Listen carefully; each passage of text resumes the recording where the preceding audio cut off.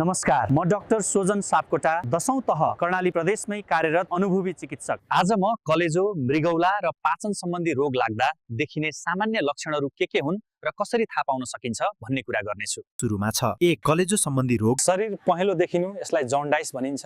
पेटको दायाँपट्टि दुखाइ, थकान र कमजोरी, अपच हुनु, खानामा रुचि घट्नु जस्ता सिम्पटमहरू देखिन्छ। मृगौला सम्बन्धी रोग शरीरमा सुन्निने, विशेष गरी आँखाको वरिपरि र खुट्टा, पिसाब रङ परिवर्तन, बारम्बार वा कम पिसाब आउनु, उच्च रक्तचाप, थकान, कमजोरी, भोक कम लाग्नु। पाचन सम्बन्धी रोग, पेट दुख्ने, पेट भारी वा फुल्ने, अपच, ज्वरो वा बान्ता हुनु वा कब्जियत, खाना पच्न गाह्रो हुनु, पेटमा एसिडिटी वा जलन हुनु जस्ता लक्षणहरू देखिन्छन् भने चाँडै उपचार गर्नु। यदि तपाईँ सुर्खेत, जुम्ला, कालीकोट, मुगु, दैलेख र अछाम जिल्लाबाट हुनुहुन्छ भने ज्वाला पोलिक्लिनिक वीरेन्द्रनगर आउन सक्नुहुन्छ।